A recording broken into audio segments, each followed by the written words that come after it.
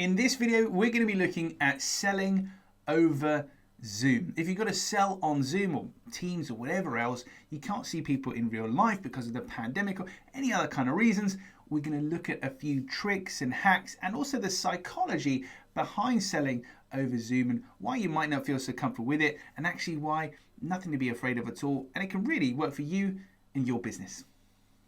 Okay, so the first thing we're going to do is to consider, well, how is Zoom different from selling in person, selling in real life? When you're selling over Zoom, you're selling with Zoom, how does it actually differ?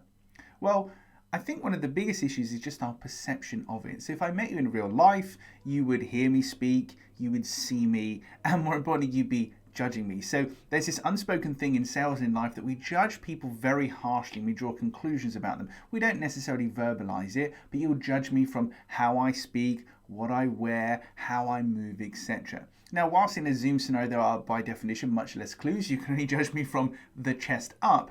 I think one of the main issues that we have when moving from selling in the real world, so to speak, to selling over Zoom is that we all feel a little bit out of our depth. It feels a bit strange, it feels a bit uncertain, but the principles of communication remain the same. So we have this interesting notion that if I'm talking to you and because I'm using Zoom, maybe I don't know how to change the camera or to mute myself, or oh, I'm just going to share my screen, hold on, hopefully I don't cut you off, all that kind of stuff, it can dim my confidence. And one of the things that your buyers are looking to you for is confidence, certainty, and expertise. Those are the three things that you need to exude and you need to demonstrate online or offline or even on your website. Confidence, certainty, expertise. That's what people are looking for when they're looking to buy from you. Now, interestingly enough, Zoom can dent your confidence because by definition, you don't really know some of the functionality. You're still getting used to it. And we have this kind of notion of, well, it's something new and it's something unknown, and that affects how we behave. So as your buyer, I might take that lack of confidence, that lack of assuredness from you as, ooh, I don't know if James can actually help me. He doesn't seem that in control of this, or doesn't seem that confident. So I think the real difference between selling in real life and selling over Zoom is just our perception, and that's going to change over time. But it comes down to something called emotional contagion. This is very important to understand. Emotional contagion is this notion of if you walk into a room full of happy people, you feel happier. A room full of sad people, you feel sadder. We have mirror neurons in our bodies, which are aware of the things that happen around us and they can mirror them back. So if you're talking to somebody who's happy and confident, well, you'll feel more happy and confident after a while. And if you're talking to somebody who's not really that confident and feeling a bit downbeat, you'll definitely feel that, and you can feel yourself kind of being dragged into that. So we're making these judgments all the time, not just about backgrounds and what people wear and all that kind of stuff, but your energy. So be mindful of the fact that in a Zoom call, you still need to project, probably more so than usual actually, you need to project a confident, assured stance where you're talking very deliberately about things that you really understand and you're really in control of, and we just block out and just ignore the fact that yes, it's a new software system and yes, you might know all the functionality, but if you know enough to get by, then it's not really an issue and you can just carry on as you are. So the second thing to remember is WYSIWYG. What you see is what you get. Now, by definition, we judge the world extremely harshly. We just don't verbalize it. So think about, I know you've heard this stuff before, so bear with me, the video gets a lot more exciting, don't worry. Think about your background, think about what you're wearing. So think about what people can see and the eye line of the camera, and then think about what that's saying about you and about your business. Everything that you're doing sends out a message. So if I've got a bookshelf here behind me and it's very untidy, or it's very tidy and it's curated, or I've just got a blank wall at all, I'm giving you different clues, different bits of information. I'm conveying different things to you. So consider how you are dressed. I know this is a joke that people only dress in the waist up, but how you are dressed on Zoom and what your background looks like, because people are judging you harshly. So if I met you in the real world, I'd have lots of other different things to judge you on: your shoes, maybe your car, how you walk, all that kind of stuff. We're sat down in a static setting on a Zoom call. You can only really judge me from the chest up and whatever is in the background. So that's all you've got. So I need to be wary of what I'm sending to you and what you can see, and also the eye line of the camera. So if I pick up my mouse and if I move it, so there you can see it, there you can't. But for me, that's really in my eye line, it's there. So most cameras have a quite tight, defined range like this. And once you can understand what people can actually see, you can curate things, make sure you're giving out the message that you want to. Okay, let's get into some of the technical details, but we won't get too technical, don't worry, because I'm not a technical person at all. Number one, rename yourself. So if you're in a sales call, a selling over Zoom kind of setting, or if you're just in a networking meeting, or even just a meeting in general, you'll notice that most people have their name on the bottom left corner of the video square, and the Brady Bunch of video squares that we all operate in nowadays. Now, one thing that you can do, very few people do, really easy to do, rename yourself. So go to the top 3 dots on the top right hand corner of the picture with your video in it, and you can select rename, and you can change yourself to whatever you want. Now I suggest keep your name as is, but then put your business name after that. So I changed myself from James Newell to James Newell Clear Sales Message. Now my business name is simple enough that people can pretty much guess what I do, and they should be right, or at least in the ballpark. So if your business name is perhaps a little bit more abstract, maybe change it to something else that's just going to explain what you do. But particularly in a larger setting where there's lots of people there, and if it's a networking setting and you're meeting new people, what can you rename yourself to so people understand immediately what you offer as well as who you are? Second one is profile picture. Now for some of us, we enter a Zoom call with no camera on whatsoever and the profile picture is there. And for others, when you turn the camera off, the profile picture comes up. So what is your profile picture? Is it your company logo? Is it a nice professional headshot of you? Or is it just the default thing that Zoom's given you? Or is it an unprofessional photo perhaps? Who knows? Because you might have been using Zoom for something else on the weekends and hanging out with your friends. So consider what your profile picture is before you go into a call. Make sure it's as professional as it can be, whether it's you in a professional picture, whether it's a logo or a shot of your product or service or anything like that. Again, like the background, like what you're wearing, be considered, curate it. Remember that everything gives off a message, so everything is worth considering. What's your profile picture? Make it as professional as you can, whatever professional means for you. And then we get into the actual technicals: lights, camera, microphone. So lights first and foremost, make sure the lights are facing you, not behind you. I'm sat in front of a ring light, and I'll put a link below. If you have a professional ring light or very bright lamp or something like that that faces you, that's perfect. It gives you that kind of light exposure. Or you sit in front of a window and the light comes in. If any light is to the side of you or behind you, it's going to cast a shadow. Might feel seemingly minor because we're not all photography and videography professionals, but if I'm talking to you and I can barely see you, or I can see you but it's very hard to do so, couple of things: makes the call more difficult for me to have with you because I'm having to strain here to see what you're talking about and the things that you're doing. And secondly, it gives off a really bad impression. Now, there's this thing called correlation and causation. So if you're not very good at something, we can presume that you're not very good at other things, even though that's not the case.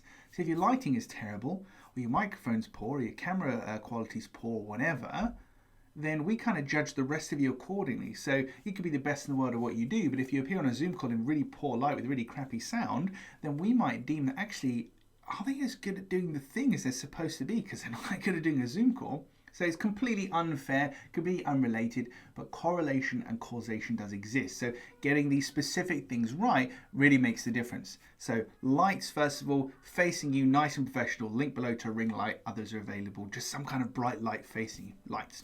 Camera. So the standard webcam on your laptop, on your computer, is generally pretty poor. So it's definitely worth investing in an HD webcam. I've got one here. It's a Logitech something or other. Again, I'll link that below.